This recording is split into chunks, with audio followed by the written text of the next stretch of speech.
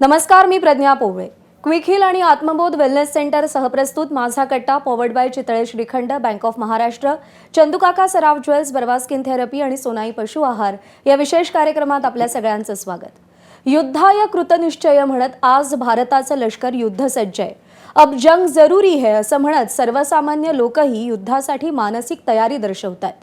पण मैदानावर युद्ध जिंकण्यासाठी आवश्यक असतं ते अचूक मार्गदर्शन, अतुल्य साहस, योग्य व्यूहरचना, शत्रूची खडानखडा माहिती, दुर्दम्य आत्मविश्वास आणि समयसूचकता.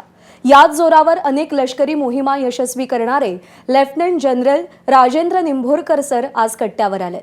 भारत पाकिस्तान तणावाची स्थिती ही काही दोन्ही देशांना नवीन नाहीये, पण यावेळी भारतानं काहीसा जास्तच आक्रमक पवित्रा घेतलाय.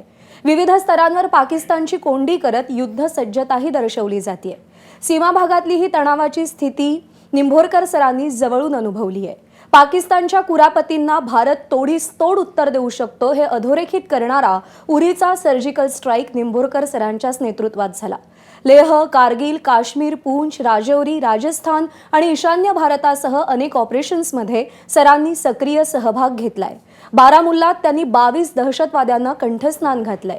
त्यांच्या आजवरच्या कारकिर्दीसाठी परम विशिष्ट सेवा पदकासह अनेक पदकांनी त्यांना सन्मानित करण्यात आले.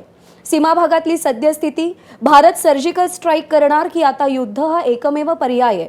जर युद्ध झालं तर त्याचे दोन्ही देशांवर काय परिणाम होतील, हा हल्ला करण्यामागे पाकिस्तानचा नेमका हेतू काय, लष्कराला फ्री हँड देण्यानं काय साध्य होईल, यासह सध्या निर्माण झालेल्या प्रश्नांवर आपण सरांशी बातचीत करूया. निंभोरकर सर, नमस्कार. नमस्कार जनरल साहेब, मागं आपण कट्टा केला होता उरीच्या सर्जिकल स्ट्राईक, जो सगळ्या भारतीयांची छाती अशी अभिमानानं फुलून यावी असं तुमच्या नेतृत्वात झाला होता. आणि आज पुन्हा दुर्दैवानं त्याच टप्प्यावर, त्याच वळणावर आपण आहोत आणि सगळा देश आता त्याच प्रकारचं काहीतरी व्हावं अशी अगदी डोळ्यात प्राण आणून वाट पाहतोय.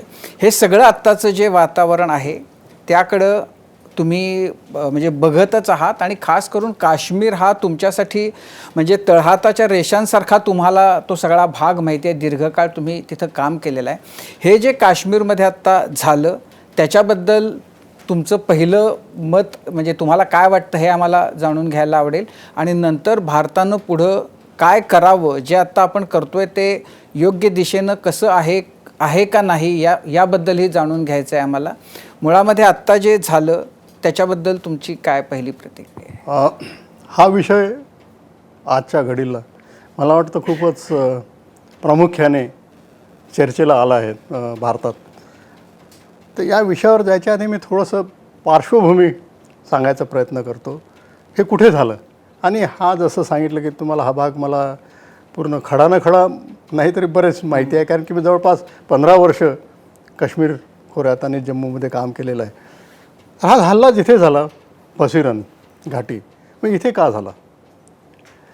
तर ही बशीरन अशी घाटी आहे की जिथे पोचायला जर समजा कोणाला रिॲक्शन करायची असली सिक्युरिटी फोर्सेसना तर कमीत कमी 30 ते 45 मिनटं लागतात. फास्ट जरी म्हणजे पळत जरी गेलो तरी आपण, म्हणजे आमचं सगळ्यात जवळचा जो पोस्ट आहे तिथे लुडरू म्हणून, तिथून जायला जवळपास 45 मिनटं लागतातच.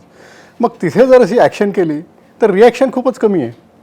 तर त्यामुळे हा भाग मला वाटतं त्यांनी सिलेक्ट केला असावा, कारण की दुसरे भाग आहेत जसं बेताब व्हॅली आहे, आरू व्हॅली आहे, इथे सिक्युरिटी फोर्सेस लवकर पोहोचतात आणि नेहमी कोणतरी सिक्युरिटी फोर्सेसचं प्रेझेन्स असतो. त्यामुळे मला नाही वाटतं त्यांनी तिथे केलं आणि इथे केलं. आणि त्यांना याच्यासाठी काय पाहिजे असतं तर स्थानिक लोकांचा सहभाग. स्थानिक लोकांचा सहभाग होताच, आपण हे मान्य करायला हवं. सगळ्यात मी म्हणत नाही की सगळे काश्मीरी वाईट आहेत किंवा टेररिझम मिळाले आहेत, पण काही काश्मीरी आहेत की त्याच्याशिवाय होऊ शकत नाही, हे आपल्याला एक मान्य केलं पाहिजे. आणि त्यामुळे यांना स्थानिक लोकांचा सहभाग होता, त्यांना लॉजिस्टिक्स पुरवणं, त्यांना गाईड करणं, तिथं घेऊन जाणं, कोणत्या ठिकाणी हल्ला करायचा आणि तिथून कसं निघायचं, या सगळ्या गोष्टी यांनी पुरवलेल्या आहे. मग याच्या आधी आपण बघतो हे टेररिस्ट काही वरून आले नाहीत, हे कुठून तरी आतमधून आली. आणि भारताची सीमा लाईन ऑफ कंट्रोल पाकिस्तानबरोबर 477 किलोमीटरची आहे. पुढे AGPL म्हणून आहे, 270 जम्मू भागात, बाकीची उरलेली श्रीनगर भागात. या इथूनच येणार. मग त्याला 3-4 गोष्टी आहेत. जम्मू भागातून यायला थोडं कठीण आहे, कारण की तिथे फेन्सिंग जे खूप स्ट्रॉंग फेन्सिंग आहे, आणि तरी म्हटलं तरी 10-12 मॅक्सिमम वर्षातून येतात. पण इकडून 15 कोर श्रीनगरच्या भागातून जवळपास 80-90 येतात. भारतीय लष्कर वर्षभरात 70-80 खतम करतात, राहिलेले परत ते भरतात. म्हणजे हे चालू असतं. म्हणजे ही एवढी जी मॅनेजेबल टेररिस्टची स्ट्रेंथ आहे ही कमी होते, कधी थोडीशी वाढते. तर यावेळेस त्यांनी असा प्लॅन केला. का केला? याच्या मागचं कारण काय? इथे का मारायचं आणि टुरिस्टनं का मारायचं? टुरिस्टनं याच्या पहिले त्यांनी कधी मारलं नाही, म्हणजे हल्ले झाले नाही. पण अमरनाथ यात्रेचे जे रिलिजियस होते त्यांच्यावर बराच हल्ला झाला आहे. आणि आपण जर म्हटलं की हे टुरिस्टना हिंदू, बऱ्याचशा मी प्रतिक्रिया पाहिल्या आहे की हिंदू मुस्लिम बघायला नको, पण हे जाणून बुजून हिंदूंना मारलेलं आहे. आणि याच्या आधी कधी झालं नाही, याच्या आधी पण झालं आहे. मी तुमची सांगतो की 1993 2006पर्यंत डोडा किश्तवारमध्ये जवळपास 146 हिंदूंना साईडला काढून मारलेलं आहे. आणि असं नाही की टेररिस्टना वेळ मिळत नाही फायर करायला. या अशा दुर्दम्य इलाक्यात कोण जाणार आहे त्यांना पण वाचवायला? याच्यामध्ये इतक्या जणांना, इतक्या हिंदूंना मारलंय.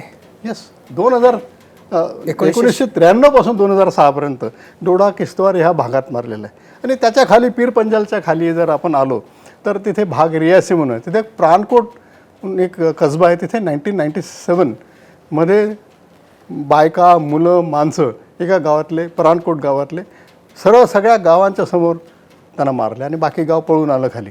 आणि असंच सैलान म्हणून पूंचच्या ठिकाणी, तर तिथे जे पूंच म्हणजे साऊथ ऑफ पीर पंजाल जवळपास 46-47 लोकांना मारलं. म्हणजे ही गोष्ट अशी नाही की हिंदूंना मारलं हे नवीनच झालं आहे, हे चालतच झालं आहे. आणि आपण ॲक्सेप्ट करायला पाहिजे.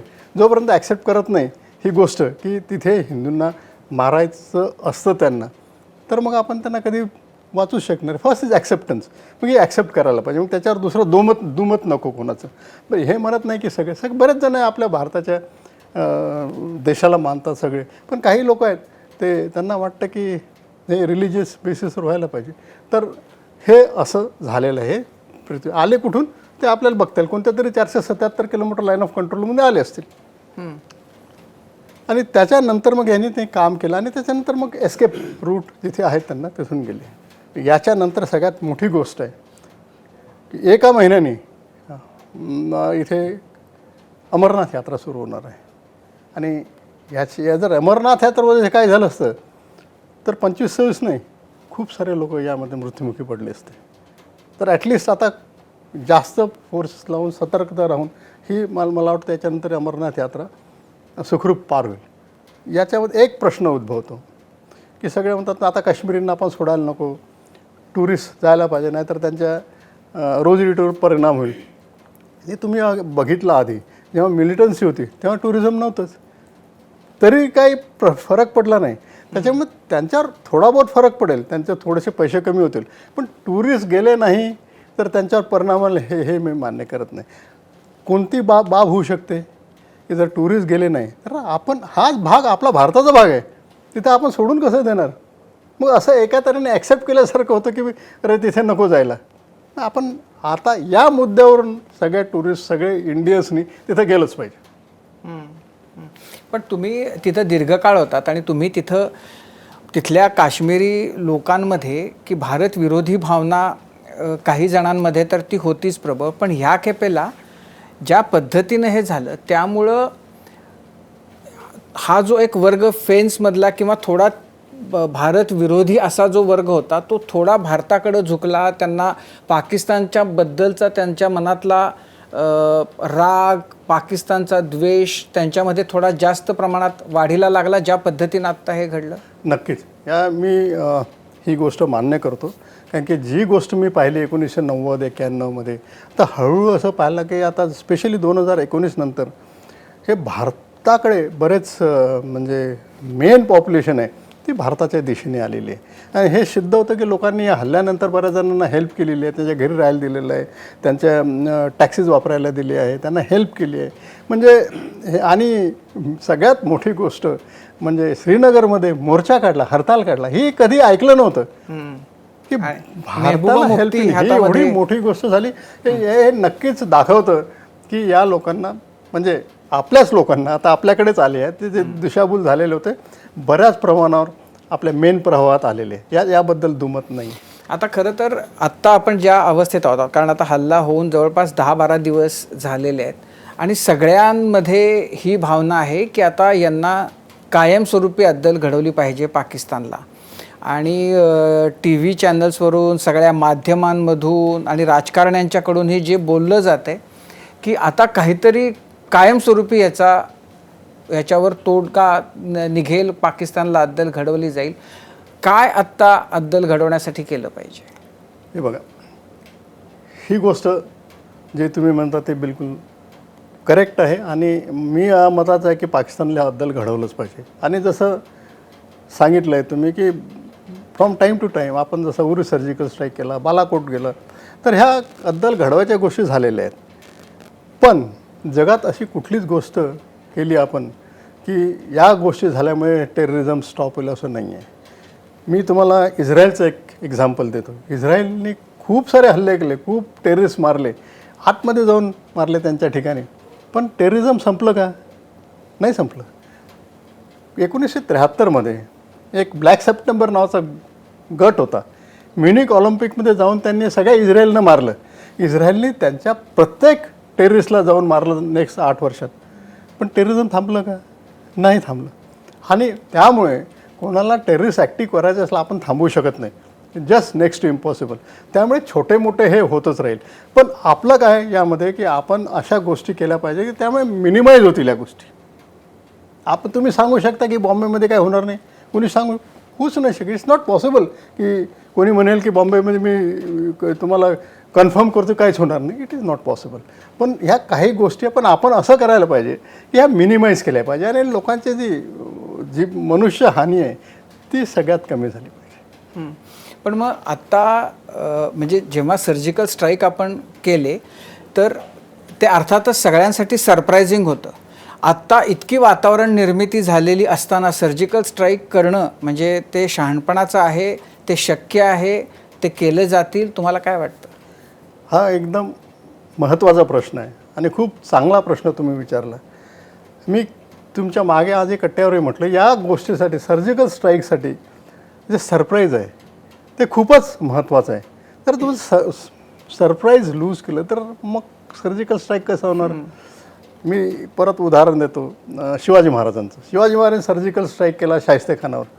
जर तिथे सरप्राईज नसला ते जाऊ शकले असते आणि गेले तरी वापस येऊ शकले असते? शक्यच नाही. त्यामुळे सगळ्यात महत्त्वाचा भाग म्हणजे सरप्राईज असतं. आता सगळीकडे झालं आहे की आता करणार सगळे तयार आहेत. मग आता आणि त्यांना माहीत आहे की हे करू शकतात. त्यामुळे पाकिस्तान खूप अलर्ट स्टेजमध्ये आहे. तर त्यामुळे मला वाटतं सर्जिकल स्ट्राईकसारखी गोष्ट करणं थोडं कठीण काम आहे. मी म्हणत नाही की होणार नाही, बऱ्याच वेज अँड मीन्स आहे करायला, त्या मी नाही सांगू शकत तुम्हाला, त्या करू शकतात. पण सध्याच्या स्थितीत हे जे अलर्टनेस झाली त्यामुळे थोडंसं कठीण आहे. पण आत्ता असं आहे की अगदी गल्लीपासून दिल्लीपर्यंत आणि प्रत्येकजण असे बाह्या सरसावून की चला आता घुसवा तिकडं सैन्य, होऊन जाऊ दे युद्ध, अशा आवेशात आहेत सगळेजण. ही एक सगळे शेवटची स्टेप आहे. युद्ध करणं भारतीय लष्कर जे आहे ते युद्ध करण्यासाठीच आहे आणि त्यामुळे ते नेहमीच तयार असतं. आणि इनफॅक्ट मी सांगू इच्छितो तुम्हाला, आत्ताच्या काळात भारतीय लष्कराची स्थिती अशी आहे की खूप वर्षानंतर आपल्याला ॲम्युनिशनची कमी नाही आहे. आपले बुलेट प्रूफ जॅकेट्स आहे, आपल्या best of the wireless sets आहे, बेस्ट ऑफ द वेपन्स आहे. आपल्याजवळ नवीन एअरक्राफ्ट्स आले आहे, एअरक्राफ्ट कॅरियर्स आहेत आणि पाणबुड्या जे हळूहळू आपले वाढतच आहेत. आपण चायनाशी थोडं कमी पडतो, पण अदरवाईज आपण जे आजच्या स्थितीत खूप म्हणजे चांगल्या स्थितीमध्ये आणि आपलं ॲम्युनिशन आहे.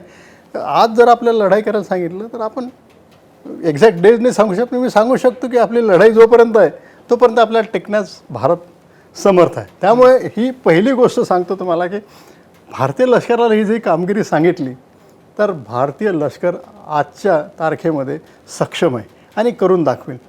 पुढे गोष्ट काय करायची, कसं करायचं, कुठं जायचं, ह्या बऱ्याचशा गोष्टी प्लॅनिंग आहेत, सगळं तयार आहेत. इनफॅक्ट सगळं नेहमीच तयारी असते कसं करायचं. पण त्यामधला कोणता ऑप्शन सिलेक्ट करायचं ते शेवटच्या स्टेजवर ठरवतात आणि आपली तोपर्यंत तयारी असते. आणि हे पण मी निक्षून सांगू शकतो की आज आपलं भारतीय लष्कर, आर्मी, नेव्ही, एअरफोर्स, जर आपल्या देशाने त्यांना सांगितलं तुमचा हा टास्क आहे ते करायला पूर्णपणे सिद्ध आहे, याच्या पुढे मी सांगू शकत नाही काय कुठे करायला पाहिजे. It is not correct. पण लोकांच्या अपेक्षा खूप उंचावलेल्या आहेत आणि आत्ता सरकार म्हणजे वेगवेगळ्या पातळ्यांवर काय काय गोष्टी करत आहे. तुम्हाला जे सरकारच्या आत्ता सुरू असलेल्या गोष्टी आहेत त्याच्याबद्दल एक फौजी म्हणून तुम्ही किती समाधानी आहात? आणखीन काय व्हायला पाहिजे होतं असं तुम्हाला वाटतं का जे केले ते परफेक्टली ऑल राईट आहे असं तुम्हाला वाटतं? सगळ्यात पहिली गोष्ट म्हणजे 3-4 स्टेजवर हे काम होतं. सगळ्यात पहिले टॅक्टिकल लेव्हलवर ऑपरेट करणं ते आमचं काम आहे. हे तिथले राष्ट्रीय रायफलचे जवान आहे ते यांना शोधून काढतील आणि मी निक्षून सांगतो, 100% गॅरंटीने सांगतो, हे मरणारच आहेत. हे जे 4 टेररिस्ट आहे यांना मारल्याशिवाय आर्मी चुपचाप बसणार नाही. ही एक झाली टॅक्टिकल लेवलवर. ते लोकांमध्ये मेसेज जातो की जर तुम्ही काहीतरी कराल आमच्या अगेन्स्ट आम्ही तुम्हाला सोडणार नाही. पण ते तेवढंच आहे, एका महिन्यात मारू की 2 महिन्यात मारू की 3, पण मरणारं नक्की आहे. त्याच्यानंतरची गोष्ट आहे की little higher level, operational level म्हणजे कुठे एका ठिकाणी जाऊन अटॅक करायचं वगैरे. तर ती गोष्ट आपण स्ट्रॅटेजिक लेवलवर आधी आलेलो आहे आणि ती स्ट्रॅटेजिक लेवलवर म्हणजे सगळ्यात मोठी गोष्ट माझ्या मते जे भारताने केलेली आहे आणि त्यामध्ये आपल्या लिडरशिपला मी नमन करतो याच्यासाठी की त्यांनी इंडस वॉटर ट्रीटी ही जी आहे ती म्हणजे ती ॲब्रोगेट केली. आणि त्यामुळे आता तुम्ही ऐकलं असेल Asif Munir, chief of army staff Pakistan, त्यांनी सांगितलं की काश्मीरवर जुगलर व्हेन. काश्मीरचं त्याचं काय लेणार नाही. जुगलर व्हेन ही आहे पाणी. जर काश्मीरचं पाणी संपलं तर पाकिस्तानवर राहिलं काय? तर ही त्यांची जुगलर व्हेन आहे आणि ही जर आपण थांबवली तर मला वाटतं याच्यापेक्षा मोठा निर्णय कोणता नाही. आणि मी थोडंसं सांगू शकतो की 1960मध्ये ॲक्च्युली आपण निर्णय घ्यायला नव्हता, पण तेव्हा आपण हा निर्णय घेतला तेव्हा आपल्याला काही गरज नव्हती, कारण त्या नदीचं पाणी वापरूच नव्हतं शकत. इव्हन आपल्याला ज्या 3 नद्या मिळाल्या, झेलम, आपला रावी, सतलज, बियास, यांचंच पाणी आपण अडवू शकत नव्हतो. त्यांचं कुठे करणार, म्हणून आपण मोठ्या मनाने दिलं. त्याच्यानंतर मात्र जेव्हा आपली सक्षम व्हायला लागलो तर जसं 1986मध्ये वुलर लेक जे बारामुला व्हॅलीमध्ये त्याच्या खाली तुलबुल प्रोजेक्ट म्हणून होतं, ते आपण तिथं पाणी अडवायला चालू केलं तर पाकिस्तान ओरडायला लागलं हे ट्रीटीमध्ये नाही आहे. तर मग आपण 87-88 ॲज गुड बॉईज आपण ते थांबवलं. ॲक्च्युली मला वाटतं तेव्हा थांबवायला नको होतं. आणि ह्या ज्या सगळ्यांच्या 3 नद्यांच्या जे त्यांना मिळत, चिनाब, झेलम आणि इंडस, या 3 नद्याच्या जे पॉवर जनरेशन कॅपॅसिटी आहे ती जवळपास 30,000 मेगावॅट आहे. आपण किती वापरली? 2,945. आणि ती फक्त चंद्रभागा म्हणजे चिनाब रिव्हरच्या व्हॅलीमध्ये. आणि असा भरपूर स्कोप आहे आणि तो आपण वापरायला पाहिजे. आणि एवढं जे पाणी त्याच्यातलं आपण अर्ध जरी अडवलं आणि डायव्हर्ट केलं, आता टेक्नॉलॉजी आहे, टनेलिंग टेक्निक्स आलेले आहे, आपण कॅनल मोठे करू शकतो. चिनाब झेलममधलं पाणी आपण वळवून सतलजमध्ये टाकू शकतो. पाकिस्तानने जेव्हा केलं, ज्या नद्या नव्हत्या त्यांना, म्हणून मांगला डॅम म्हणून एक डॅम आहे झेलमवर बांधलेलं, तिथून पुढे आला आणि चिनाबच्या तिथे एक मराला हेडवर्क्स म्हणून आहे. त्या मरालामधून मराला रावी लिंक कॅनल, मोठा कॅनल म्हणून रावीमध्ये पाणी सोडतात, तिथं आपण बंद केलेलं आहे. अशा आपल्याला बऱ्याचशा गोष्टी. पुढे सतलजमध्ये बामणवाला रावी बेदिया दिपालपूर लिंक कॅनल आहे, ते सतलजमध्ये पण पाणी सोडतात. ह्या सगळ्या गोष्टी आपणही करू शकतो. आणि आता जे तुम्ही बघताय ना पंजाबमध्ये चालू आहे, एक औंस पाणी देणार नाही हरियाणा, याची गरजच नाही रे. आपल्या जे एवढं पाणी राहील की कोण किती मागाल तर आपण देऊ शकू. तर ही माझ्या मते सगळ्यात चांगली गोष्ट केली आहे. दुसऱ्या छोट्या मोठ्या गोष्टी आहेत की एअरस्पेस करणं, बंद करणं, इज मिनिस्क्युल ॲक्शन. तुमच्या मते की म्हणजे ते हिंदी सिनेमांमध्ये असतं ना की मी तुझ्या ऐसी जगह मारूंगा जहाँ पाणी का बूंद भी नाही मिलेगा, तर अशी पाकिस्तानची अवस्था करून बिलकुल मला हे वाटतं की ही एक सगळ्यात मोठी गोष्ट आहे की तुम्ही पाणी भी नाही पिणे को मिलेगा. तेच तर आहे, म्हणजे जीवन पाणीच आहे. तर त्यामुळे ही चांगली गोष्ट आपल्या देशाने केली आहे. जसं आज दुसरं डिप्लोमॅट्स वगैरे काढणं वगैरे ते नथिंग मच. पण पाकिस्तानने याच्यावर रिॲक्शन काय केलं आहे खूप हास्यास्पद आहे. म्हणजे मला नाही वाटत त्यांनी काही विचार केला आहे. सगळ्यात पहिले त्यांनी सांगितलं की आम्ही सिमला समझौता करार बंद करू. मग आपण सिमला समझौता कराराचे काय काय कलम आहेत ते बघू. सगळ्यात पहिले की दोन्ही देश एकमेकाच्या बाबतीत इंटरफेअर करणार नाही. मग पाकिस्तान तर इंटरफेअर करतच आहे, मग कुठे पाळला त्यांनी. दुसरं आहे की ज्या दोन्ही देशांमध्ये प्रॉब्लेम निर्माण होते त्या दोघांमध्ये सॉल्व करायचे. तिसऱ्या पण जायचं, ते UN पण जातात, अमेरिकेकडे पण जातात, टर्कीमध्ये पण जातात, तो पण कलम पाळला आहे. तिसरं आहे की ज्या लाईन ऑफ कंट्रोल नियंत्रण रेषा आहे ती युनिलेटरली चेंज करायची नाही. आपल्या कारगिलमध्ये समोर आले होते ते म्हणजे टेररिस्ट आहे, ती पण पाळलेली नाही आहे. आणि चौथा आहे सीजफायर व्हायलेशन कमी करायचे, ते पण नेहमी त्यांना काही प्रॉब्लेम झाले लगेच करतात. मग काही पाळलंच नाही तर याच्यामध्ये काय पाळत कोण होतं? भारत पाळत होता. तर आता जेव्हा तुम्हाला आठवत असेल कारगिल युद्धात आपले पंतप्रधान तेव्हाचे अटल बिहारी वाजपेयी साहेबांना सांगितलं LC क्रॉस करायची नाही. तर तेव्हा आपण LC क्रॉस केली असती तर बराचसा भूभाग आपल्याकडे आला असता. पण आपण we are on the morally high ground, ठीक आहे. पण आता जर ते म्हणले आम्ही पाळत नाही तर फायदा कोणाला होणार आहे? ते म्हणजे आ बैल मुझे मार असतात ना, आपल्याच पायावर धोंड मारून घेणं. हे पाकिस्तानने केलं आहे, करार कारगिल आपला आहे, सिमला करार रद्द करून. एक प्रकारे आपल्या पायात जे काही आपणच त्या बेड्या घातल्या होत्या त्या त्यांनी सोडवून टाकलेल्या आहेत. आणि आता तुम्ही त्यांच्या देशामध्ये हस्तक्षेप करण्याची पण मुभा, सीमा क्रॉस करण्याची पण मुभा हे एक प्रकारे त्यांनीच आता आपल्याला दिलेली आहे. बाकीच्यांच्याकडे जाण्यापूर्वी शेवटचा की आत्ता जे झालं त्याच्यामधल्या इंटेलिजन्सच्या फेल्युअरबद्दल बोललं जाते. आता तुम्ही तो सगळा भाग फार जवळून बघितलेला आहे. तर इंटेलिजन्सचं जे फेल्युअर आहे त्याचं तुम्ही काय म्हणाल त्याच्याबद्दल? हे भारताच्या आपल्या शासनकर्त्यांनी ॲग्री केलं आहे की इंटेलिजन्स फेल्युअर होतं. पण ही एक चांगली गोष्ट आहे, कारण की जोपर्यंत आपण चूक मान्य करत नाही ती कधीच सुधारू शकत नाही. तर त्यामुळे हेच आहे. पण दुसरी गोष्ट आहे, इंटेलिजन्स फेल्युअर आहे का, होतं का? माझ्या मते इंटेलिजन्स फेल्युअर प्रत्येक देशात होतं. कोणताही देश, मोस्ट सॉफिस्टिकेटेड देश आपण बघितलं, इस्रायलमध्ये इंटेलिजन्स सगळ्यात देशामध्ये प्रसिद्ध आहे. सगळ्या जगांमध्ये इस्रायलमध्ये बेस्ट त्यांची मोसाड सगळं इंटेलिजन्स म्हणजे इस्रायल नंबर 1. पण 7 October they also caught napping, intelligence failure होतं. सिमिलरली अमेरिका, बऱ्याच ठिकाणी असं झालं आहे की ते इंटेलिजन्स फेल्युअर. रशिया, जे म्हणजे आपण ज्यांना त्यामधले मास्टर्स म्हणतो, या सगळ्या देशांचं इंटेलिजन्स फेल्युअर होतं. मग आतापर्यंत मी तुम्हाला एक्झाम 2010 पासून आतापर्यंत काश्मीरमध्ये बघा किती ॲक्टिव्हिटीज झाल्या, आपल्या टेररिस्ट ॲक्टिव्हिटीज बोटावर मोजण्यासारखे 2010. पण त्याच्या आधीचं म्हणत नाही मी. मग हे थांबवलं असं आहे की त्यांनी थांबवलं असं नाही, थांबवलं की नाही आपल्या इंटेलिजन्सनी. म्हणजे 10 पैकी 9 त्यांना सक्सेसच मिळाले. तर एखादा सक्सेस नाही मिळाला तर आपण त्यांना ओरडून सांगू नये बरं इंटेलिजन्स फेल्युअर आहे असं नाही म्हणत. की या ठिकाणी झाली मनुष्य हाणाने 26 लोक मिळाले, खूप वाईट गोष्ट आहे. कोणालाच आवडत नाही ती. आपल्या देशाचे नागरिक मिळले म्हणजे आपला एक भाग गेल्यासारखा आहे, आपला स्वतःचा भाग खतम झाला आहे. तर ते नको. पण जर म्हटलं की हे इंटेलिजन्स बिचारे दिवसरात्र काम करतात आणि त्यांना आपण म्हटलं की तुम्ही फेल्युअर आहे तर त्यांच्या मोरालवर पण इफेक्ट पडतो. पण नाही, मी याच्यामध्ये गव्हर्नमेंटला याच्यासाठी चांगलं म्हणतो की त्यांनी ॲक्सेप्ट केलं. नाही तर लोक मान्यच करत नाही.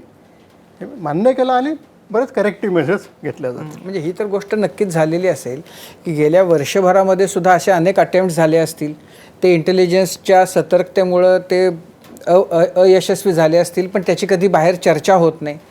जेव्हा ते नाही होत तेव्हा त्याची चर्चा होती. अर्थात हे झालं ते इतकं दुर्दैवी होतं की त्याच्याबद्दल इंटेलिजन्सला त्यांची चूक होती हे त्यांच्या पदरात ते घालावंच लागेल. पुढं मला खरं तर प्रश्न हा आहे की आता मोदींनी काही दिवसांपूर्वी तीनही सेनांचे जे अध्यक्ष आहेत, प्रमुख आहेत, त्यांच्यासमोर सांगितलं की कशा पद्धतीने कारवाई करायचे त्याचे अधिकार तुम्हाला. जेव्हा अशा पद्धतीने राज्यकर्त्यांनी पूर्ण अधिकार दिले तर आता ही पुढे काय असते स्ट्रॅटेजी? म्हणजे नौसेना आहे, आपलं एअरफोर्स आहे किंवा आर्मी आहे, तिघं मिळून एक कारवाई करू शकतात की नाही हे आर्मीचं काम आहे वगैरे, अशा पद्धतीने काय असू शकतं? म्हणजे हे सगळ्यात पहिली गोष्ट, तिघांनी मिळून काम केल्याशिवाय गत्यंतर नाही. आजकालच्या स्थितीमध्ये असं आहे की army separate, navy separate, air force असं करूच नाही शकत. आणि दुसरी अंतर लाईटरवर सांगायची गोष्ट म्हणजे की आर्मीला किंवा एअरफोर्स नेव्हीला अधिकार दिले हे आमच्यासाठी कठीण गोष्ट आहे. कारण की काय झालं तर तुमच्यावर हमने तो तुमको बोला था भाई जो करना है करो. तर तुम्ही म्हटलं तुम्ही केलं तर आम्ही सांगा तुम्ही सांगितलं होतं मला असं करा. पण नॉट विस्टँडिंग असं हे सोडून द्यायचं लाईटर पण हे जे आपल्याला सांगतात की तुम्हाला मुभा आहे तर याचा खूप फायदा मेंटॅलिटीवर, मोरलवर, आर्म फोर्सेसवर. अरे बघ, आपल्या देशाचा, आपल्या नेतृत्वाचा आपल्यावर एवढा विश्वास आहे तर मग आपण फेल व्हायला नको. पण जी मी गोष्ट 100% करायचा प्रयत्न, मी आज 200% करायचा प्रयत्न करेन.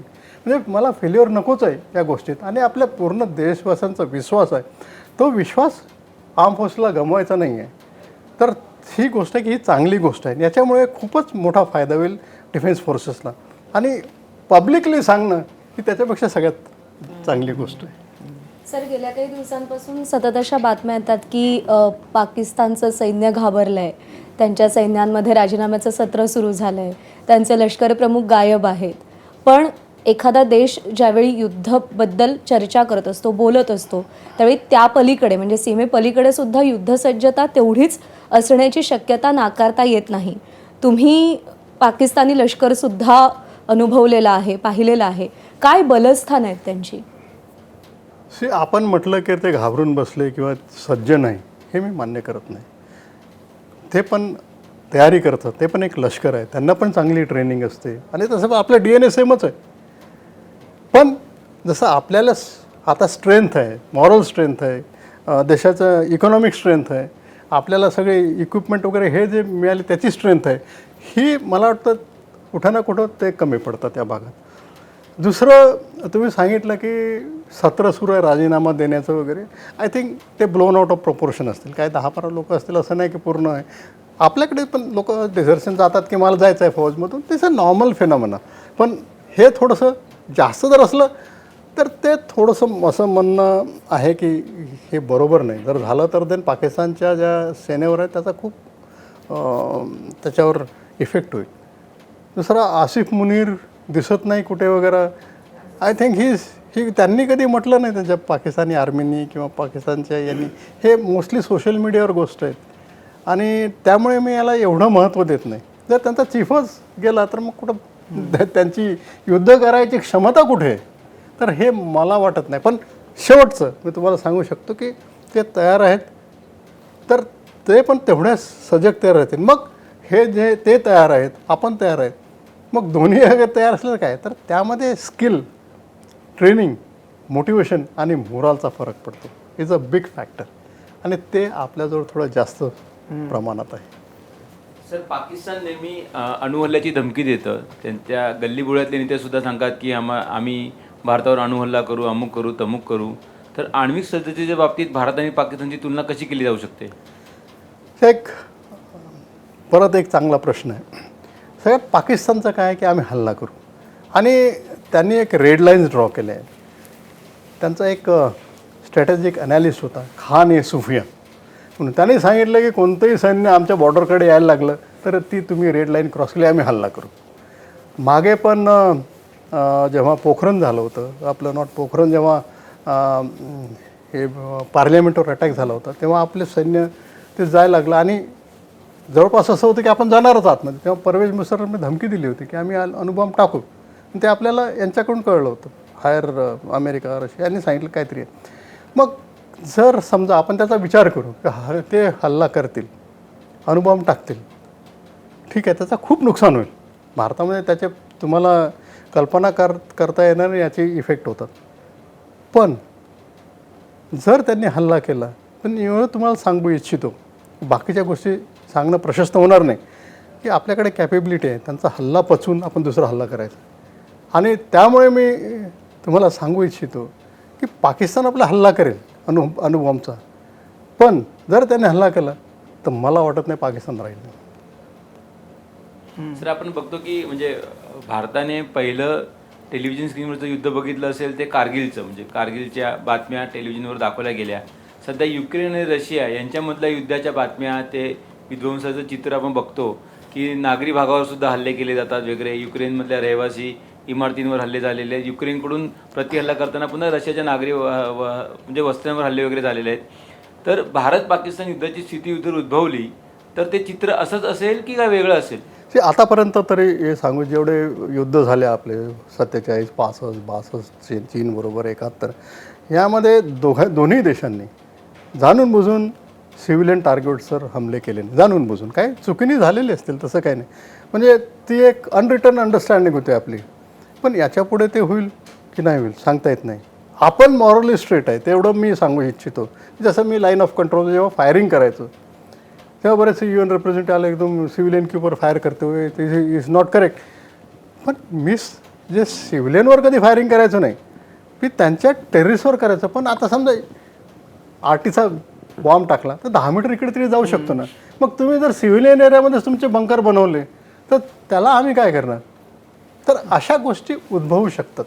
पण जर असं झालं आणि मला वाटतं आपल्या शत्रूंनी ही जे अनरिटर्न अंडरस्टँडिंग तोडली तर हे थोडीशी म्हणजे दोन्ही देशासाठी चांगली गोष्ट आहे. आणि जे सिव्हिलियन लोकांची जे मनुष्यहानी होईल ते मला वाटतं खूप सखी म्हणजे सगळी दुःखाची बाब आहे. हे असं व्हायला नको. सर, उरीचा जो हल्ला म्हणजे आपण जो सर्जिकल स्ट्राईक केला तो म्हणजे सगळ्यांसाठीच खूप असा एकदम अभिमान वाटवणारा की त्याच्यामध्ये किती 82 जणांना ना किती जण बरोबर 82 दहशतवाद्यांना तुम्ही तिथं कंठस्नान घातलं.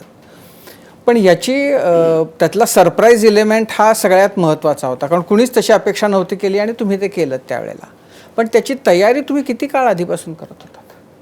स्पेशली मी माझ्या बाबतीत सांगू शकतो की मी जेव्हा कोर कमांडर म्हणून गेलो 2015मध्ये आणि माझी जवळपास जसं सांगितलं डिकेड अँड प्लस नोकरी माझी लाईन ऑफ कंट्रोल आणि अँटी टेररिझम झाली.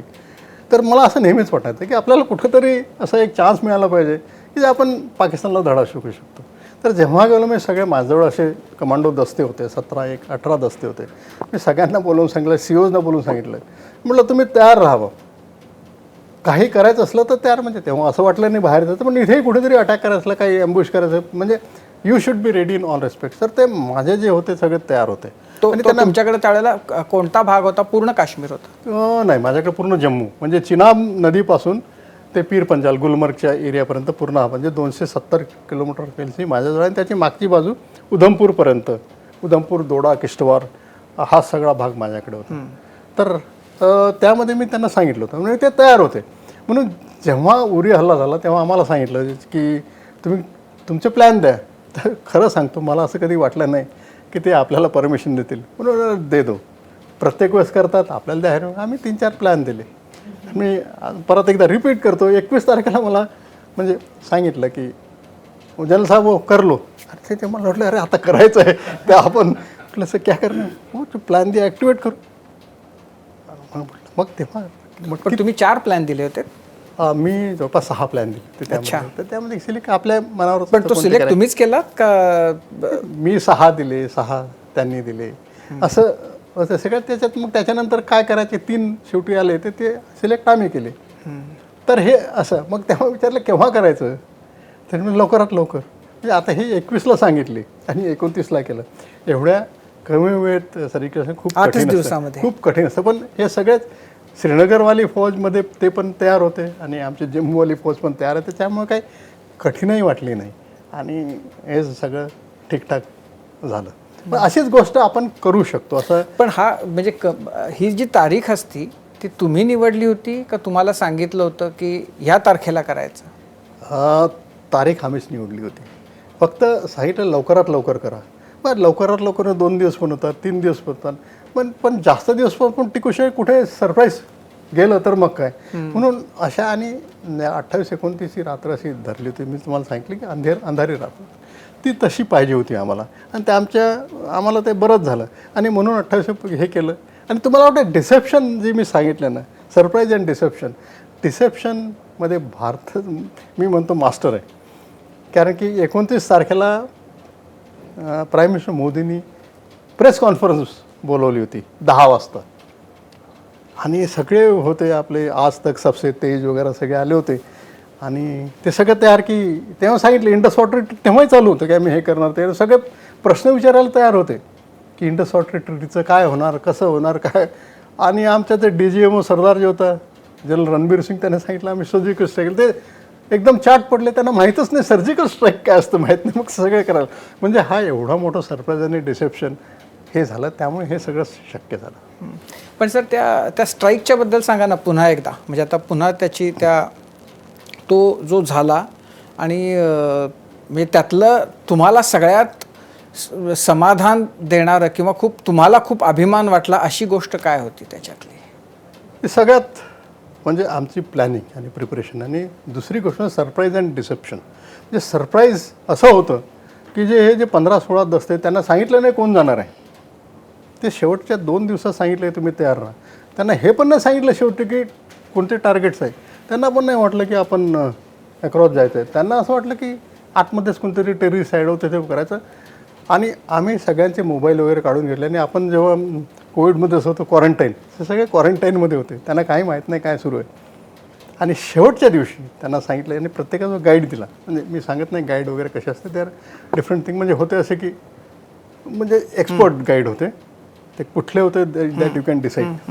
तर ते त्यांनी गाईड आम्ही त्यांना दिले आणि ते त्यांना घेऊन गेले तिथे. आणि तिथे बिलकुल विचार. आणि सगळ्यात मोठी गोष्ट म्हणजे आम्ही जे जे काय मागितलं तेव्हा, ते बुलेट प्रूफ जॅकेट्स आहे, रायफल्स, टॅवर रायफल्स होत्या, night vision goggle, best of the radio set, disposable rocket launcher, हे सगळे आम्हाला मिळाले. आणि तेवढं जर जवानाला तुम्हाला जे पाहिजे ते मिळालं तर अर्धं काम तर तसे फक्त झालं. सगळ्यात महत्त्वाची गोष्ट म्हणजे तुम्ही ते पिक्चर पाहिला असं उरीचं सर्जिकल. तुम्ही बघितलात? हो, मी पाहिलं. तुम्हाला काय तर त्यामध्ये असं आहे की ठीक आहे, कन्सेप्च्युअली सेम आहे जसं काय दाखवलं, पण त्यामध्ये असं असतं की बऱ्याचशा गोष्टी मसाला असल्याशिवाय ते कोणी बघ नाही. तर ते डॉक्युमेंटरी कोण बघणार आहे.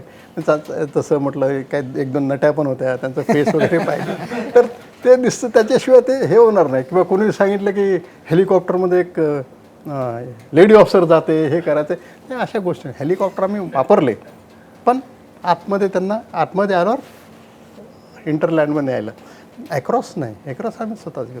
पण सगळ्यात जसं तुम्ही सांगितलं महत्त्वाची गोष्ट काय, हे सगळं झाल्यावर म्हणजे असं वाटलं की आपण आपल्या लाईफमधलं आणि प्रोफेशनल जीवनातलं सगळ्यात मोठं यश प्राप्त केलं. आणि आपला एकही जवानाला इजा झाली नाही. एकही जवान म्हणजे मृत्युमुखी पडला नाही. ही सगळ्यात महत्त्वाची आणि सॅटिस्फाईंग गोष्ट. पण कोणी जखमी वगैरे तरी झालं का? एक झाला काश्मीरमध्ये, एक झाला. त्याचा एक माइनवर पाय पडला, पाय थोडासा फ्रॅक्चर झाला होता, दॅट्स ऑल. आणि चकमकी झाल्या आहेत आमच्या याच्यात 2-3 चकमकी झाल्या. ते उठले होते तेव्हा पाकिस्तानी मारायला लागले, आम्ही फायरिंग केली, तिच्यात 1-2 बिचारे मेले असतील, पण आमच्या जवानांना काही झालं नाही. तर that way we are quite lucky. आणि हे सगळ्यात सॅटिस्फाईंग गोष्ट होती माझ्यासाठी, पर्सनली सॅटिस्फाईंग होती की येते. आणि सरप्राईज सांगितलं मी मागच्या वर्षी सांगितलं होतं की माझी पत्नी तिथेच होती माझ्याबरोबर, माझी मुलगी मागच्या वेळेला ती होती.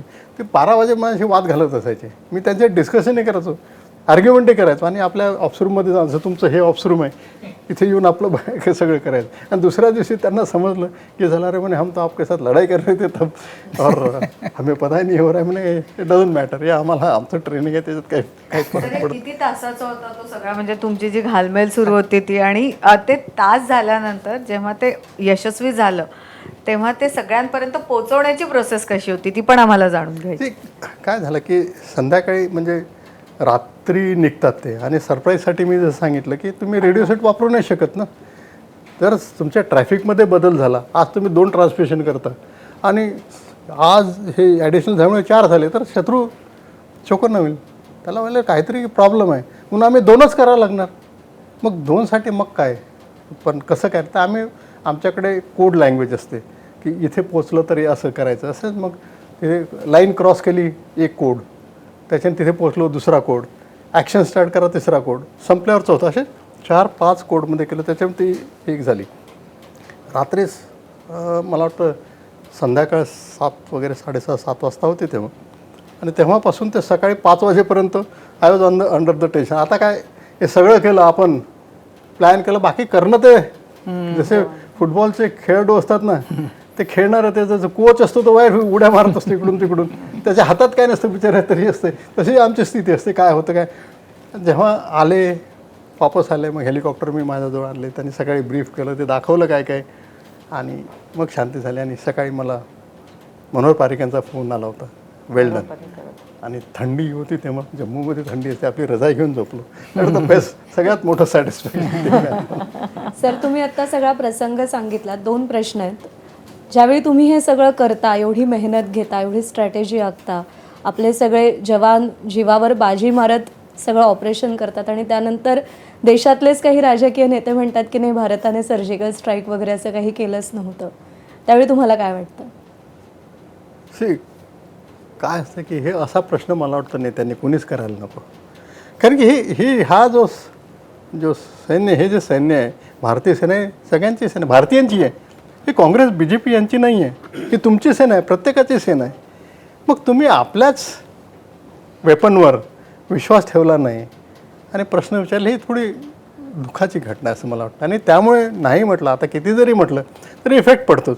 अरे असं का म्हणतात हे लोक, म्हणजे हे करायला नाही पाहिजे. आणि त्यामुळे ही अशी गोष्ट जी झाली, पण खूप कमी लोक होते बरं का त्यांनी क्वेश्चन केलं, खूपच कमी होते. परत त्यांनी मोस्टली कौतुकाची थाप मारली आमच्या पाठीवर की हे खूपच चांगलं झालं, ते झालं. तर पण असे 1-2 होते, त्यात तुम्हाला सगळ्यांनाच माहीत आहे कोण कोण आहे. त्याच्यामुळे नाव घेतलं, उद्या सगळे सोशल मीडियावर माझ्या विरुद्ध कामं करतील. त्याच्यामुळे पण ते व्हायला नको होतं. आणि दुसरा प्रश्न असा की नुकतंच तुमचं एक भाषण झालं, त्यात तुम्ही POKचा उल्लेख केलात. सध्या अनेकांचं मत असं आहे की पाक ऑक्युपाईड काश्मीर आपण पुन्हा आपल्याकडे घ्यावं, जो 20% भाग आहे. तुम्ही म्हणताय हे शक्य आहे, तर हे शक्य आहे का खरंच? आणि जर हे शक्य झालं तर त्याचे काय परिणाम भोगावे लागतील दोन्ही बाजूंना? फर्स्ट थिंग, तुझा प्रश्न आहे की शक्य आहे का? येस, शक्य आहे, व्हेरी मच पॉसिबल. मी थोडंसं मागे जातो, बॅकग्राऊंडमध्ये जातो. 1947मध्ये जेव्हा आपली सेना गेली काश्मीरमध्ये आणि 48पर्यंत आपण लढलो, बरेच आपले नुकसान झालं, जवान मेले, एक हिंस आपण जिंकून घेतलं त्यांचं जवळून. इकडे चिनाब नदीपासून ते पूंछपर्यंत, इकडून श्रीनगर एअरफील्डपासून ते किशनगंगापर्यंत हे सगळा भाग जिंकून घेतला. आणि आपण अशा स्थितीत आलो की आपल्याला 5 महिने 5-6 महिने समजा झाले तर पूर्ण POK आपल्या हातात आला असता. पण तिथे आपल्या देशाने ठरवलं काय UN जायचं, कोणी आपल्याला म्हटलं नाही UN जा. मग आपण का जायचं? बैल मुझे मार म्हणजे आपल्यावर का करून घेतलं?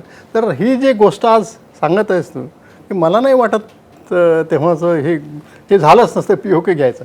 पण येस, कमिंग बॅक म्हणजे तुझ्या प्रश्नावर जायचं म्हणजे येस, शक्य आहे, होऊ शकतं. कसं करायचं ते आम्हाला ठाऊक आहे. फक्त एकच आहे की काही ऑप्शनमध्ये असं होईल की किती नुकसान होतं आणि आपण किती सहन करू शकतो. तर ह्या गोष्टी आपण लक्षात ठेवायला पाहिजे. आता एक सांगू शकतो आणि लक्षात ठेवायला पाहिजे आपण सगळ्यांनी की भारतीय लष्कर सध्या सुसज्ज स्थितीमध्ये आहे, जसं मी सांगितलं. आणि त्यामुळे एक कॉन्फिडन्स जास्त आला आहे की हे जे तू म्हटलंस त्या कॉन्फिडन्स. आणि बऱ्याचशा गोष्टी आहे की आपण त्यामध्ये अशा करू शकतात, ते डिटेलमध्ये सांगणं शक्य होणार नाही आता. पण मिलिटरीचे जे प्लॅन सुरू असतील आता, म्हणजे 10-12 दिवस हल्ल्याला होऊन गेले, त्यात हा एखादा प्लॅन असू शकतो की POK, म्हणजे तुम्ही तर बॉर्डर क्रॉस करून गेलाच होतात जेव्हा सर्जिकल स्ट्राईक केला तेव्हा, पण हा एक विचार किंवा ह्याची तयारी असू शकते? बिलकुल असू शकते. It's one of the options.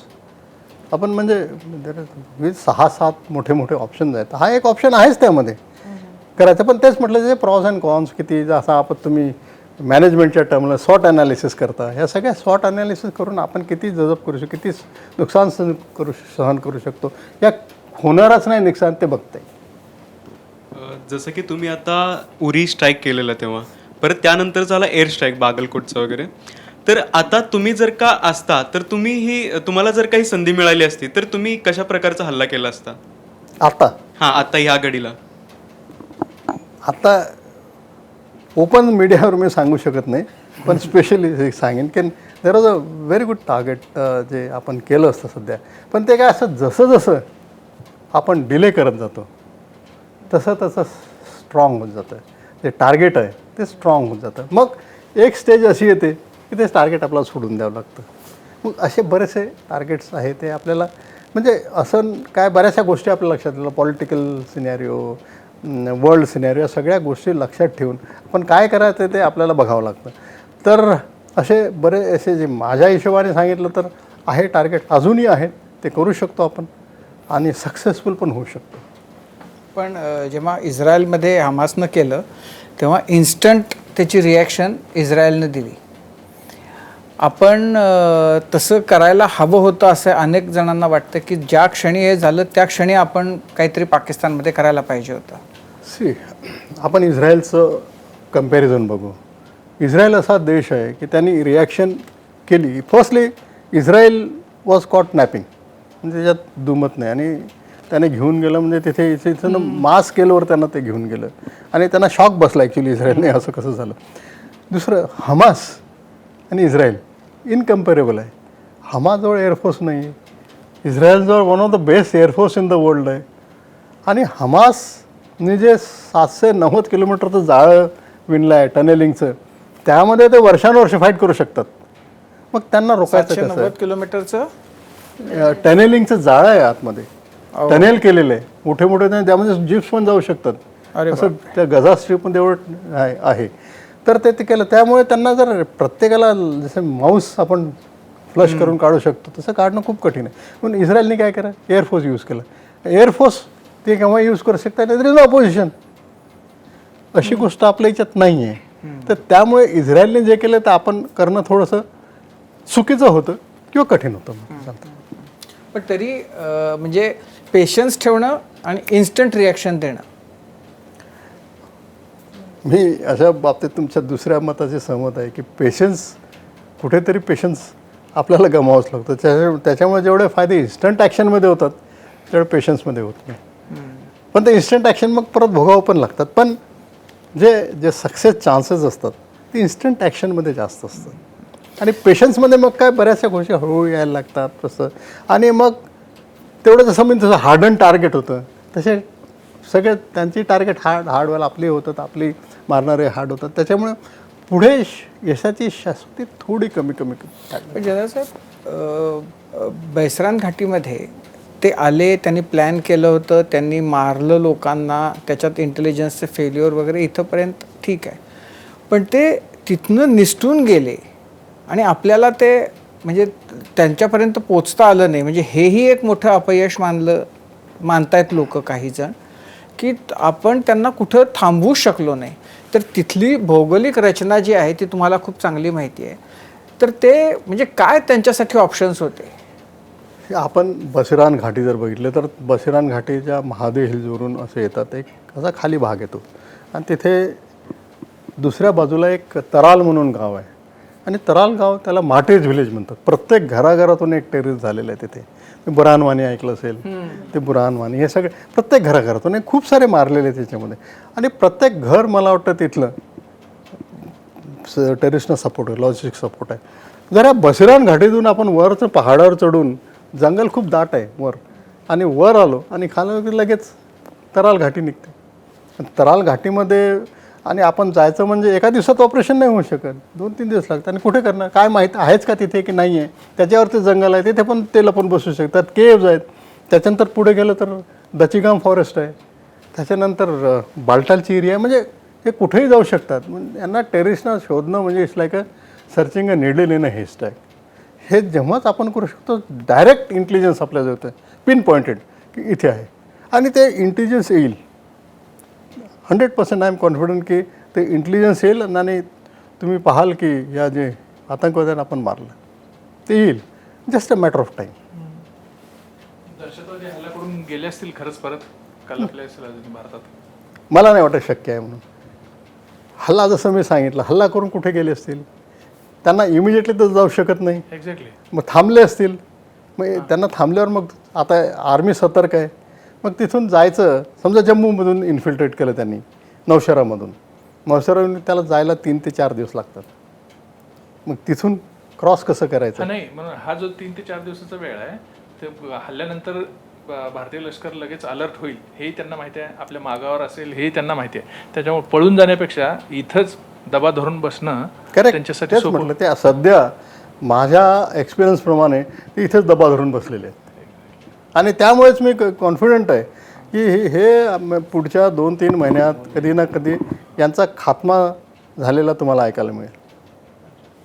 आणि आणखी एक प्रश्न होता की आता जर युद्ध झालं किंवा सुरुवात झाली, तोंड फुटेल युद्धाला, तर ते हवाई मार्गाने असेल की लष्कराच्या मार्गाने असेल की सागरी मार्गाने असेल?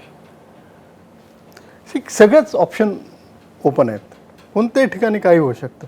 हेच म्हणणं ठीक आहे की आता आपण तसं म्हणू शकतो, एक जमिनीवर झालं, एक बालाकोट एअरमध्ये झालं, तर तिसरं समुद्रात झालं पाहिजे, असं एक आपण हे परम्युटेशन अँड कॉम्बिनेशन म्हणतो. तर पण असं नाही की हेच व्हायला पाहिजे. काही होऊ शकतं, कसंही होऊ शकतं. तुम्ही 4थी 5वी अजून घेतलीच नाही आहे. तसं बऱ्याचशा गोष्टी आहेत त्यामध्ये, स्पेस आहे आपली पण हे जे अपेक्षा लोकांच्या आहेत, त्या उंचावलेल्या अपेक्षा ज्या आहेत की काहीतरी मेजर करणार, तर त्या म्हणजे त्या किती अडचणीच्या ठरू शकतात? असं आहे की मेजर ऑलरेडी आपण कदाचित ठरवलं असेल काय काय, आणि ह्या सगळ्या गोष्टी विचारात घेतल्या असेल की हे लोकांची सतर्कता आहे किंवा बरेचसे असे ठिकाण आहे जिथे त्यांनी टार्गेट स्ट्रॉंग केलेले आहे. मग आपल्याला असे टार्गेट्स शोधावं लागतील, म्हणजे प्लॅन करावं लागतील की ते कधी विचारच करणार नाही की इथे आपण जाऊ शकतो. पण असे टार्गेट्स आहेत आणि किती असे जागा आहे तिथे ते आपले डिफेंड करणार. हे आम फसून असतं की मला पुणे किंवा मुंबई डिफेंड करायचं आहे तर मी इथे मॅक्सिमम ठेवीन, मधला जे लोणावळ्याला ठेवणार नाही. तर तिथे काय झालं इथून हलवून तिकडे करेल. तर ह्या अशा गोष्टी असतात. मग आपण त्यांना कसं चकवायचं, ह्या अशा ज्या प्लॅनिंग प्रिपरेशन आणि हे ते आपल्यावर डिपेंड करतं कसं, आणि कितपत आपण यशस्वी होतो त्यावर आपल्या हल्ल्याची यशस्वीता असते. सर, तुम्ही मगाशी चर्चेदरम्यान म्हणालात की स्थानिकांच्या सहकार्याशिवाय दहशतवाद्यांना हल्ला करणं शक्य नव्हतं. जर आपल्याला दहशतवाद्यांची काश्मीरमधल्या स्थानिकांची जर नाळ तोडायची असेल तर कोणती पावलं उचलली पाहिजेत? कारण तुमचं 15 वर्ष म्हणजे त्यापेक्षा जास्त वेळ तुम्ही काश्मीर जवळून बघितलेलं आहे, अनुभवलेलं आहे. तर कोणते पावलं उचलू शकतो आपण जेणेकरून स्थानिकांना दहशतवाद्यांपासून आपण दूर ठेवू शकतो किंवा त्यांचा नेक्ससच तोडू शकतो? काही काही जे लोक आहेत ते कधीच बदली होणार नाही, त्यांना आपण काहीच करू शकत नाही. ठीक आहे. जी जनरेशन आहे आता, जी यंग जनरेशन आहे, म्हणजे जर 20पासून वरती आहे, तर त्यांनी हे सगळं पाहिलं आहे. पत्थरबाजी पाहिलेली आहे, आर्मी कशी ऑपरेट करते पाहिलेली आहे, टेरर्स पाहिलं आहे. त्यांच्या मनात टेररिस्ट एक देवमाणूस असल्यासारखं आहे. आता तुम्ही कोणत्याही मुलीला, यंग मुलीला जाऊन, जसं हे अवंतीपुरा आहे, पहलगाम आहे, तिला जर बेटा तू कोणाशी लग्न करेल, ती काय सांगेल की टॅक्सीवाला. तिथे म्हणजे टॅक्सीवाला इज अ बिग बॉस आणि नाहीतर मुजाहिद. अच्छा. तर हे त्यांचे आयडियल आहेत. ह्या जे 20 ते 40 त्यांनी पाहिलेलं आहे आणि त्यांच्यासाठी हेच आहे की बा हे आम्हाला, हे आमच्यासाठी आयडियल. मग ही जनरेशन आपण चेंज करू शकतो का? डिफिकल्ट आहे. आणि चेंज कसं करायचं ते एज्युकेशन. तुम्ही जर शाळेत जाल तर तिथे तुम्हाला शाळेमध्ये शिकवतात की हे हिंदू सब भाग जाते हैं और हिंदू के देश को हमने बचाया मुसलमानों ने. तो हेच शिकवतात की एक एक मुसलमान 100 हिंदू के बराबर आहे. ह्या सगळ्या गोष्टी आपल्याला त्यांना एज्युकेशनमधून चेंज करावं लागेल. आणि एज्युकेशन कुठून? त्यांचा मदरसा आहेत. आणि दुसरं हे आहे की दर फ्रायडे, शुक्रवारी ते आग ओकतात सगळे मौलवी. मग हे मौलवी जे आहेत, जेव्हा आपण मौलींना पगार देतो, आपण हे केलं पाहिजे, इन्श्युअर केलं पाहिजे की बाई जे आपचे मॉडरेट विचाराचे मौलवी आहेत ते तिथे पाहिजे. आता तुम्ही बघाल ते 99% मौलवीज जे काश्मीरमध्ये आहे, काश्मीरी नाही आहे, सगळे बिहारी UP मधून आलेले किंवा केरळमधून आलेले, सगळे कट्टर विचाराचे. तर असे ठेवले पाहिजे की ते देशाच्या अखंडतेसाठी काम करणारे, तसा विचार असं पाहिजे. तर ह्या अशा बऱ्याचशा गोष्टी आहेत ज्यामध्ये आपण त्यांना चेंज करू शकतो. या दृष्टीने म्हणजे तुम्ही ज्या पदावर होतात, मोठं पद होतं, तर तुमच्याकडून इनपुट्स मिळून सरकारने या दृष्टीने कधी काय पावलं उचललेली आहेत, काय उपक्रम सुरू केलेले आहेत जेणेकरून या सगळ्या गोष्टी सावरता येऊ शकतात? सुरू केलेलं आहे हे मानते. बऱ्याचशा म्हणजे एज्युकेशनसाठी सुरू केलेलं आहे. नवीन स्कूल खोललेले आहेत. जसे आर्मीने बरेचसे स्कूल खोलले, आर्मी पब्लिक स्कूल्स आहेत प्रत्येक. जसं आपल्या इथे पहलगामलाच आहे, आर्मी पब्लिक स्कूल पहलगाम आहे, तिथे केलं. त्या बराच फरक पडला आहे स्थानिकांचा. तिथे लोक मारामारी करतात ॲडमिशनसाठी. म्हणजे हा असं खूप दिवसानंतर पाहिलं. नाहीतर काय असतं ते की एक हिंदू का स्कूल है, उधर वो सिखाते, असं आर्मी का स्कूल है, हमारे देश के खिलाफ सिखाते.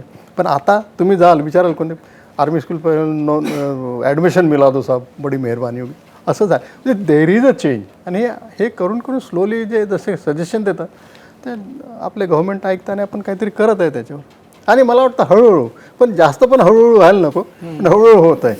सर, पण आर्टिकल 370 नंतर तुमचं जाणं झालं होतं का? आणि तुम्हाला म्हणजे तुम्ही काम करत असतानाचं जे काश्मीर होतं, सतत अलर्ट राहणं, आणि मग नंतरचं तुम्हाला काही तो बदल कळला, समजला, काय झालं? सगळ्यात मोठी चांगली गोष्ट झाली काश्मीरसाठी म्हणजे आर्टिकल 370चं अब्रोगेशन. आणि असेल बरे लोक म्हणतात की नेते म्हणतात काय की हे आता आर्टिकल 370 झालं मग टेररिस्ट बंद व्हायला पाहिजे. आज हे असं नाही की बटन दाबला आणि लाईट लागला, असं नाही. त्याला वेळ लागतो. आणि मी माझे जर पुराणे आधीचे भाषणं पण ऐकले त्याच्यातच म्हटलं कमीत कमी याच्यासाठी 10 वर्ष द्या. आणि त्यामुळे मला वाटतं असेल आपण थोडीशी घाई करायला नको होती. इलेक्शन अजून 4-5 वर्ष जर लेट झाले असते तर तुम्हाला बराच फरक पाहायला मिळाला असता. पण आजही काश्मीरमध्ये खूप मोठ्या प्रमाणावर बदल झालेला तुम्हाला पाहायला मिळेल. जम्मूमध्ये तर आहेच आहे, आधी पण होता, आणि काश्मीरमध्ये पण खूप मोठ्या प्रमाणावर बदल झालेला आहे 370चा. आणि हे सांगतो की जेव्हा लोक जास्त जातील, तिथे राहायला लागतील, इनिशियल जे रेझिस्टन्स आहे ते हळूहळू कमी व्हायला लागेल, तर Kashmir will be as good as any other state of India. POK घेण्यासाठी जर भारताने खरंच पावलं उचलली आणि जर खरंच तसा हल्ला केला तर आंतरराष्ट्रीय समुदायाच्या काय रिॲक्शन्स असतील? जसं आजच मी एक वाचलं की मुस्लिम कंट्रीजनी पाकिस्तानला पूर्ण पाठिंबा दिला आहे, चीन एका बाजूला आहे. हे बऱ्याच, मला असं वाटतं की बऱ्याच स्तरावरून अशी प्रयत्न होतील की हे व्हायला नको, कारण की हे मोठं युद्ध झालं म्हणजे त्याचं काहीतरी परिणाम होतील. आणि मेजर पॉवर्स आहेत, मला नाही वाटत ते म्हणतील की फुल स्केल वॉर झालं पाहिजे. आणि त्यामुळे असं वाटतं की आपण जर ॲक्शन केली तर जी काय ॲक्शन केली तर लवकरात लवकर संपवावं लागेल. कारण ती विंडो जी आहे ती खूप कमी वेळेची विंडो असते. आणि जोपर्यंत ते ॲक्शनमध्ये येत नाही इंटरनॅशनल समुदाय, तोपर्यंत आपलं जे काय करून बसलं पाहिजे की आपण जो हो गया हो गया. आत्ताचा जो हल्ला झाला तो पर्यटकांवरचा हल्ला, की काश्मीर एक नॉर्मल्सीच्या दिशेनं जात होतं आणि काश्मीर मेन स्ट्रीममध्ये आल्यासारखं वाटत होतं, कारण पर्यटकांची संख्या अगदी लाखो कोटींमध्ये जात होती दर वर्षाला. तर ते नॉर्मल्सी येऊ नये ह्याच्यासाठी पर्यटकांवर हल्ला केला असेल. होऊ शकतं. Is one of the reasons की बाई दाखवून हे नको व्हायला आणि काश्मीर आपल्या हातातून सुटायला नको. आणि सगळ्यात बेस्ट म्हणजे काय, सगळ्या हिंदूंना मारायचं. येणारे कोण आहे? हिंदूच. तर मुसलमान तर ऑलरेडी तिथे आहेत, मग यांना तिथे डिझीज करायचं, तुम्ही येऊ नका, you are not welcome here, हे दाखवायचं. आणि हे पण दाखवायचं की you are not safe also here.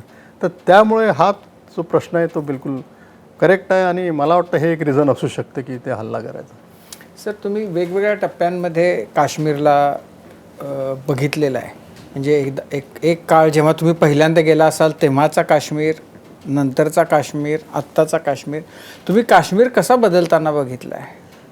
पहिल्यांदा गेला होता तेव्हाचं काश्मीर, सगळ्यात पहिल्यांदा गेलो तेव्हाचं काश्मीर शांत, त्याला नंदनवन म्हणायचो. आमच्या आर्मीमध्ये सगळे म्हणायचं की काश्मीर में एक पोस्टिंग दे दो अच्छा हो जाएगा. म्हणजे 85-86ची गोष्ट आहे.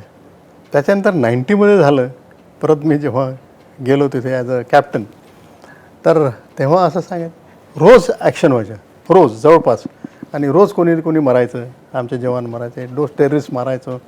तेव्हा इट वॉज अ हॉरिबल. म्हणजे घराघरातून एक टेररिस्ट निघायचं, एवढी त्यांनी रोज ॲक्शन व्हायची. ज्या काळामध्ये पंडितांना तिकडनं मारलं 90, म्हणजे त्या पंडित जेव्हा निघाले त्याच्यानंतर मी लगेच गेलो होतो. आणि तो खूप वाईट काळ होता. आणि 1992-93मध्ये मग फॉरेन टेररिस्ट यायला लागले.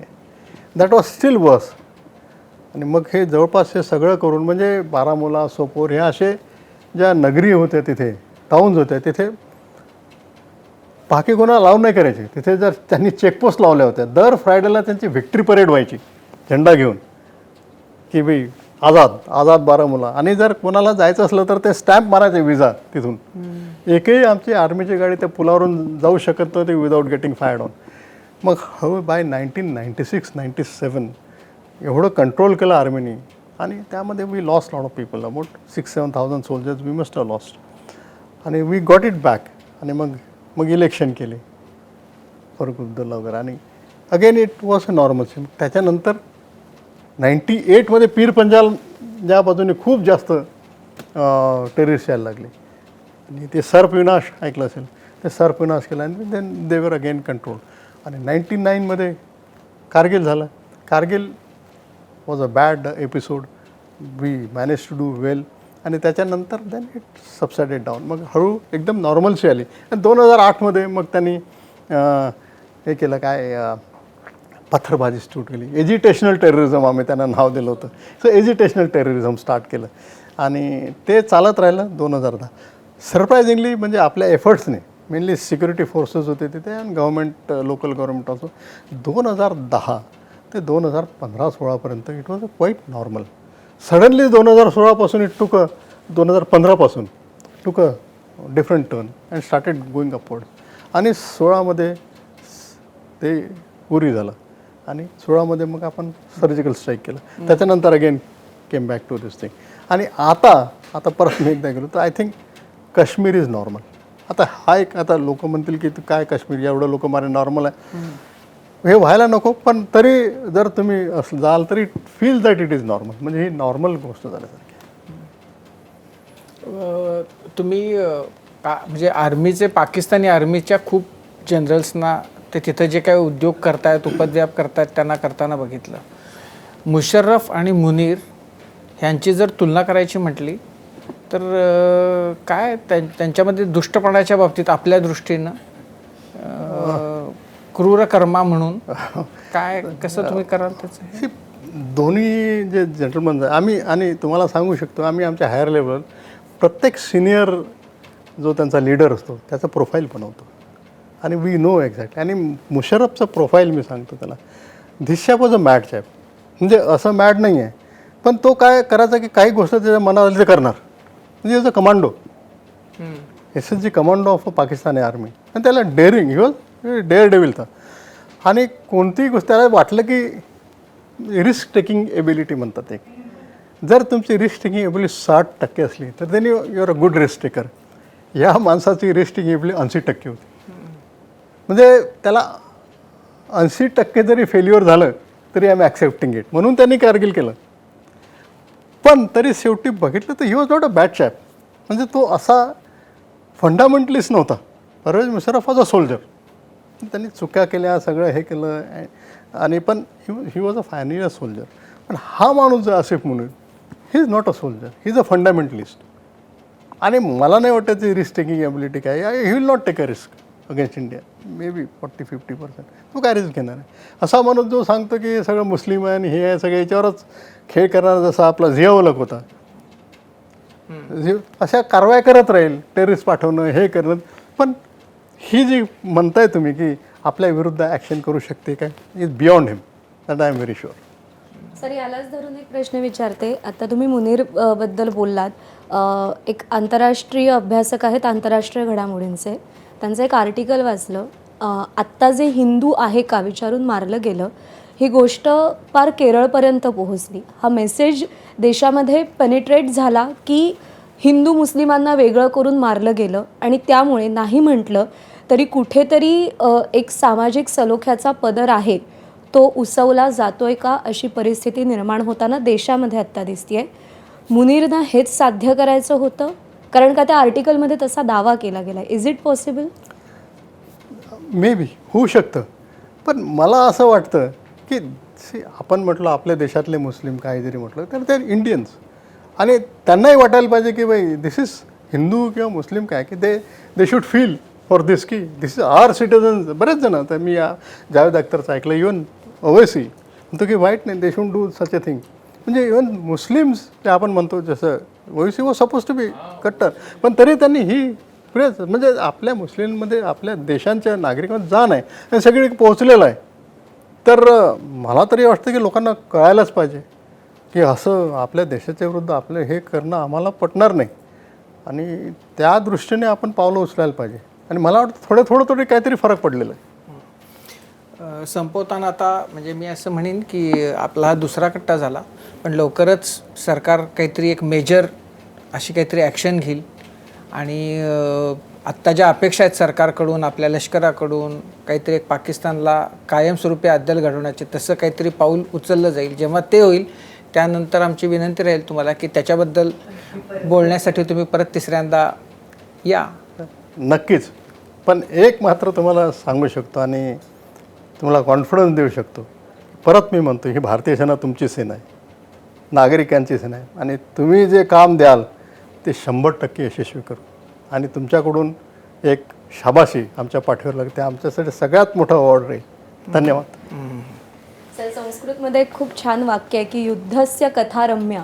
युद्धाच्या कथा रमणीय असतात आणि युद्धाच्या कथा फक्त रमणीय असतात. हे दोन्ही अर्थ त्याच्यातून प्रतीत होतात. सोशल मीडियावरती पोस्ट लिहिणं, अपेक्षा व्यक्त करणं, टीका करणं खूप सोपं आहे, पण ॲक्च्युअल ज्यावेळी युद्धजन्य परिस्थिती निर्माण होते किंवा युद्ध होतं तेव्हा नेमकं काय चित्र असतं आणि त्याचे काय परिणाम होतात याचा रियालिटी चेक मिळणं खूप जास्त गरजेचं होतं आणि तो आज तुम्ही कट्ट्याच्या माध्यमातून दिलात आणि आम्हाला सगळ्यांना मार्गदर्शन केलं, त्याबद्दल अगदी मनापासून आभार. थँक्यू, धन्यवाद. आणि यासोबत क्विक हिल आणि आत्मबोध वेलनेस सेंटर सहप्रस्तुत माझा कट्टा, powered by Chitale shrikhand, bank of Maharashtra, चंदूकाका Saraf jewels, बरवा स्किन थेरपी आणि सोनाई पशु आहार या विशेष कार्यक्रमात आत्ता इथेच थांबूया. प्रत्येक बातमीच्या अपडेटसाठी पाहत रहा एबीपी माझा. एबीपी माझा, उघडा डोळे बघा नीट.